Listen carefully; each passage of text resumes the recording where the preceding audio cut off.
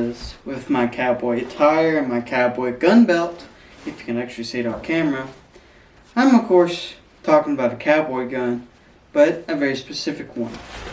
A Heritage Rough Rider. Now, I've had this Rough Rider about 2 years.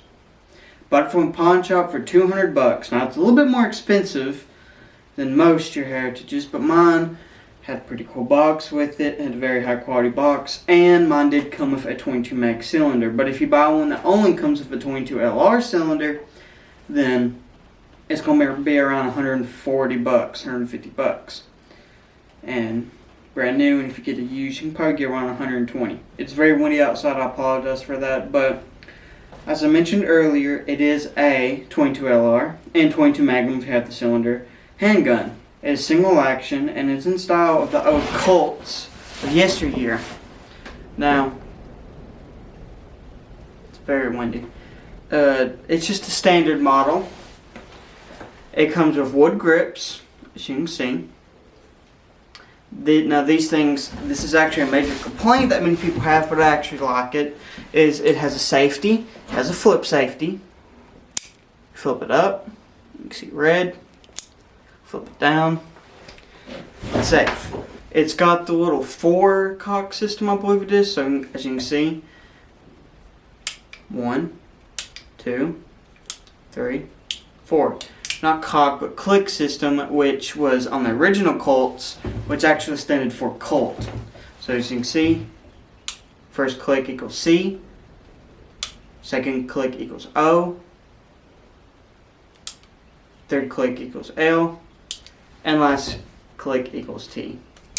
Mine is a 4-inch barrel, I'm pretty sure, but they also make them in 6, 8, I believe, and also 16-inch, so really long. And they also make a carbine version of this, which is just a 16-inch pistol with a stock on it. In the old style of handguns, it is also loaded by a loading gate. As you can see, trying to be safe with this as a loading gate. Right here, you flip the loading gate. Oh wait, you can't see it. Let me do it right here. Had it wrong way around. There's a loading gate. You flip it up. You put one bullet in, flip it, and you also have to have this on. You have to have the hammer on half cock, and then load another one in, then load another one, then another one, until you have 6 or 5 if you want a cowboy load. This gun differs a little bit between the actual Colts, as let me put on half cock here. As instead of a big screw, you have to screw off and take the cylinder out. You just press this button, which is a plunger. Take the rod out here. It's probably a little bit not easy because it's dirty. And then flip the loading gate open. Then push your cylinder out. That's also how you put in the 22 Magnum cylinder. Heritage makes a bunch of these that are more modern. They're called the modern. I think it's called the Modern Cowboys. What they have it listed as. Basically, it's got a Picatinny rail on top where you can put a red dot or a scope, and has a threaded barrel. And then there's another version which has adjustable sights or fiber optic sights. Now, I really wish I got this, as this gun is not too accurate. Now, that mostly could be user error. Mostly could be user error on my part, since the literal sights is literally just this. It's just the old style. Just you can flip it down on half cock or something so you can see it, which is just a groove in between here. And then your little thing. And I have painted mine before, which the paint has wore off because I've used it I've used this a lot and I packed around on my land a lot when trapping and hunting with it and stuff like that. I have actually bent the sights to the right as it was shooting to the left, which is actually pretty common with Heritage revolvers. And most people comment they aren't really too accurate, but you don't really need it to be too accurate. This is just a slight little plinking gun that you can use to plink at targets and act like a cowboy like I am today with the hat and gun belt. It's a pretty good plinker. I've only had one issue, and that was with the plunger that's inside the gun, which causes the cylinder to rotate and actually keeps it from rotating to the left.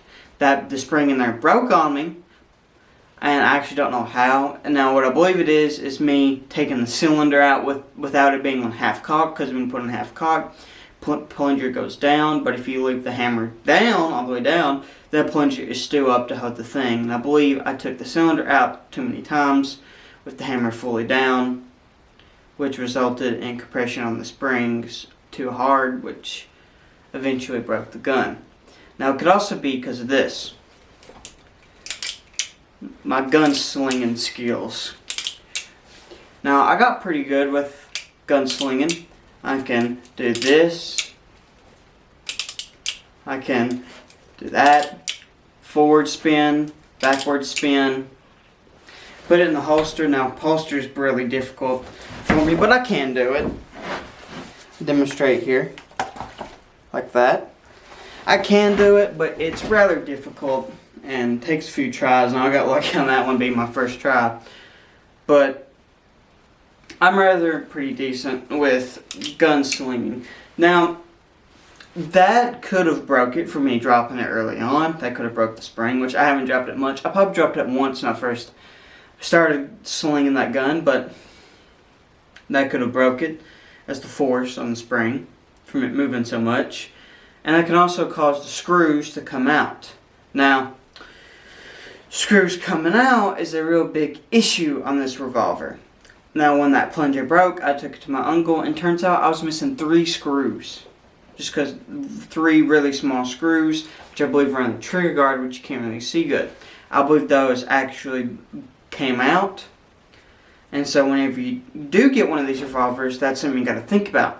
Now, to fix that issue, you can put grease on the screws or Loctite, which I don't recommend Loctite because, you know, you want to probably take this gun apart every now and then. But grease, as the Oders did, I've heard that the older people in the 1800s, 1860s, put grease on these screws to resolve that issue. Which also means that the screws coming out ain't really a heritage problem. It's mostly just an overall design flaw of this kind of type of revolver, this kind of system of single action Colts, clones or Colts, or the actual real deal Colts. Overall, I believe it's a good gun. Now, with it being a revolver, it's actually really, really good for snake shot. Now, snake shot, I've killed a lot of copperheads with this gun. With snake shot, it's about just perfect. Now, I really want Heritage to maybe make like a revolver that's smooth bore only, that can be a little bit more better with the snake shots. Kind of like how Henry made the garden gun that's smooth bore only, that's made to shoot snake shot. But snake shot runs very good. I've run 22 Magnum and 22 LR snake shot out of it, and I have, matter of fact, killed, like I said earlier, many snakes with it, and it's very reliable and very semi-accurate with snake shot. You could probably kill one at 10 feet, and that's probably beyond that, you probably don't want to take the shot. Now, I highly recommend this gun to get into the single-action revolver spectrum. This is my first single-action revolver, and my first revolver I've ever had. I'm mostly a rifle and shotgun kind of guy, but pistols, I have a Glock 19, and it's the only 2 pistols I currently own. I plan on getting more, of course, but I'm more of a long gun, kind of more of a long gun and shotgun, you know, rifle, shotgun, stuff like that type of guy. But I do love this revolver. It's just so old looking, old design, and it's just so cool looking. And you look very, very much cool when in cowboy attire when you pack this gun. One other issue I did have was the bullets being, after you shoot them, expanding and getting stuck in the chamber and being really hard. Like you have to do like that to get them out. Now, I did think I resolved this issue by putting a bore snake through it, but that's also what I have to think about too. Is that cleaning those cylinders out very much, or the shells when they expand, all the excess carbon in there, when the shells do expand, because the shells do expand after being fired. After they expand, they could get stuck because of the excess carbon. So that's something to think about. And especially with it being 22 long rifle, it's kind of more harder to get it out than it would be if an actual 357 or 45 Colt and a bigger one of these revolvers. Now Heritage used to make big bore revolvers. They used to make 357 Magnum and 44 Magnum and stuff like that inside of the little Colt clone Spectrum. But I'm pretty sure they have ceased to make those. I'm pretty sure they discontinued that line of big bore revolvers. But after the Heritage started getting traction about 2021. I don't know how good they were. I haven't seen any videos on them, but I do know they made them because I did see and was thinking about getting some big bore Heritage revolvers until they discontinued them in 2021. Overall, it's a good type of pistol, and I highly recommend it. A little more on that safety, I forgot to mention, is that safety is just a bar type safety. As you can see, if you can see here, I flip the safety down and there's a little bar that goes off, and then when I flip it back up, the bar goes up. You see it right there? Right there. And that's a little bit more on the safety. Now, I want to go outside and show you how accurate this revolver is, and at about a couple feet, it's rather accurate, but when you start extending it to about 10 yards, it's gonna not be too accurate. I said you could hit a clay pigeon, but you ain't gonna be hitting the squirrels with it. Well, let's go out and let's see how this single action Army clone and rimfire will do on some clay pigeons. One thing I did forget to mention inside my building, now it is rather windy, so if you can't hear me, and I'm sorry, but this is not the only budget 22 rimfire single action Army clone that there is. There's the Ruger Wrangler and a new, I think, the Sidekick by Diamondback Arms or something like that. And it is actually a double action and a swing out cylinder, but it's still in the style of a single action Army. Those are both very affordable, and both can come in 22 Magnum, I'm pretty sure. And they also offer a lot of stuff that this thing don't, which is like I think the Wrangler and maybe the Sidekick by Diamondback Arms. Both are Cerakoted so it won't rust. This is just blued and in a leather holster. It weathers a lot. I don't know if you can see it on camera, especially right here and stuff next to the barrel and stuff like that. The bluing is wearing off pretty bad, and it looks pretty spotty. There's white spots everywhere, but I kind of like that look. It gives it a more old Western look, at least for me. But if you want actual durability, Ruger Wrangler and the Sidekick's where it's at, and it's also faster reload with the Diamondback Arms Sidekick. Both of them also don't have a safety, which some people kind of prefer. Well, let's go shoot the clay pigeons. See how accurate it is? The ammunition that I'm using today is just CCI Stern Velocity, which is just the lead nose target rounds, cheap ammunition that comes in the 50 round box, and it actually seems to be the most accurate ammunition that this gun actually shoots. Any other ammunition, it doesn't really seem it has a good pattern with, but this one seems like it actually is fairly accurate.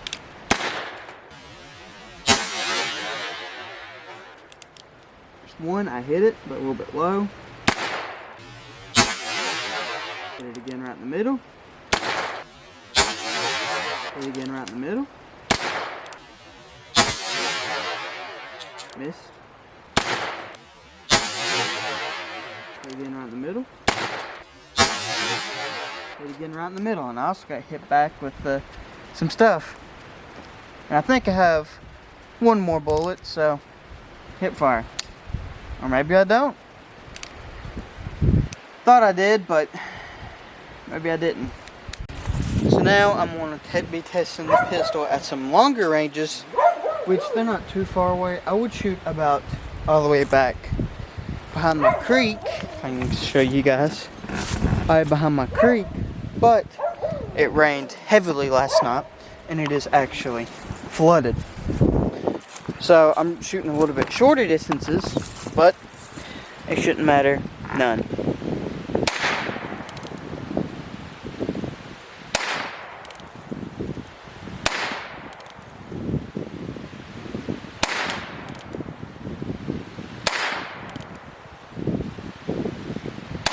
I think I hit that one on the bottom of the tree right in the middle, but it's not looking good for me so far.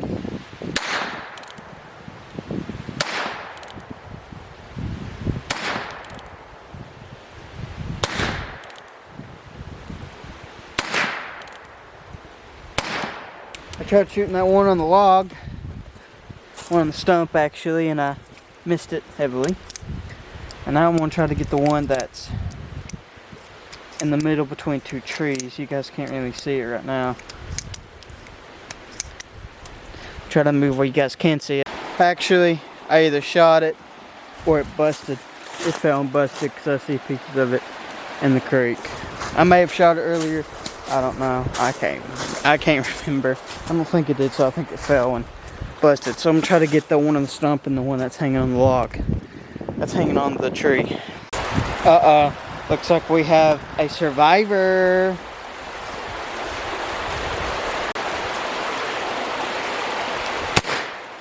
There we go. No more survivors. No more witnesses.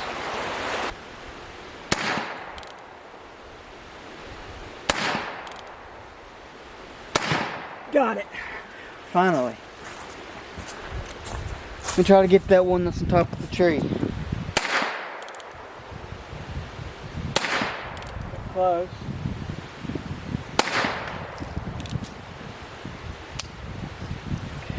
One more cylinder. Try to get that last one.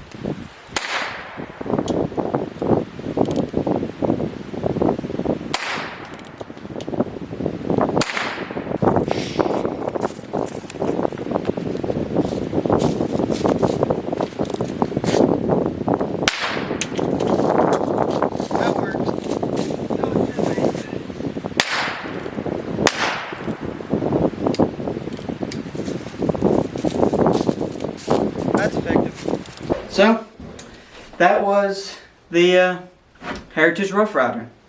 Overall, a very good pistol. Not necessarily a tack driver, but still relatively accurate. I mean, it did pretty good at a couple feet, and that's about probably what it's made for.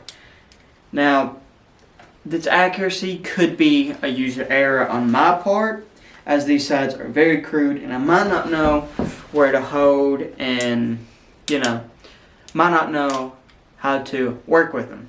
But, and all my testing with it and trying different things and seeing other people's videos, I think I've came to a final conclusion that it's not really overall Ruger Mark II accurate, but it is still accurate than a lot of pistols out there that you can buy, especially cheap rimfire.